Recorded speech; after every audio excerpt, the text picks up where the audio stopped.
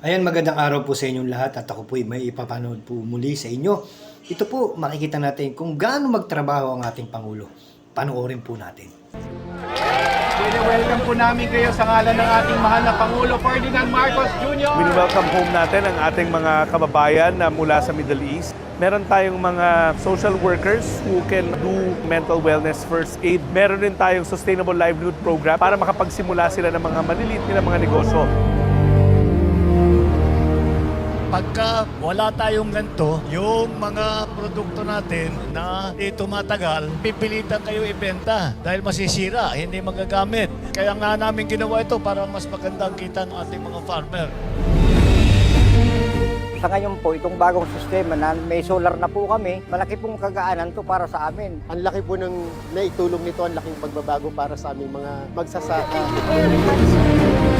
Nandito ako para tiyakin na yung aming ginagawa na fuel subsidy ay maayos. Hindi lamang dito sa Metro Manila pero all over the country na ito. Ang gusto natin, as convenient as possible, as easy as possible, at as quick as possible na matiyak natin na maging maayos ang kanilang pagbiyahe.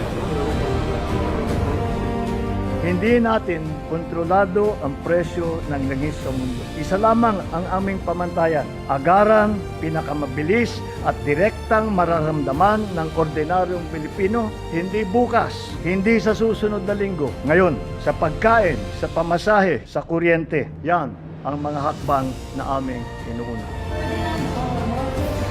Sinabi ko sa DOH na tiyakin na makakapagpadala tayo ng mga doktor sa lahat ng munisipalidad, lalo na sa mga lugar na hindi madaling abutin at kulang ang serbisyo medikal.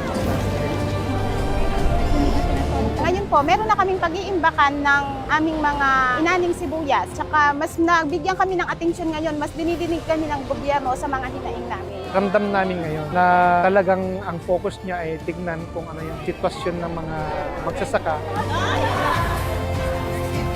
Lahat ng kailangan namin nandito na. We don't have to go to other places. Nakikita ko doon ang mga kababayan natin na nagpupunta na lang kapag malubha na ang sakit. Dito ako para ibigay sa kanila aking serbisyo na tulungan sila.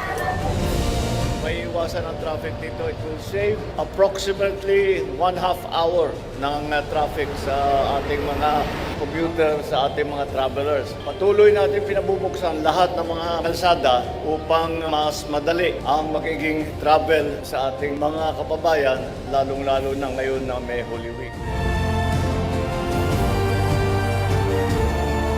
Be law enforcers who will bring closure and justice to our people, and never forget your duty to the Republic. Always keep in mind that your oath is tied to the Republic and the Filipino people alone. Robert Antonio,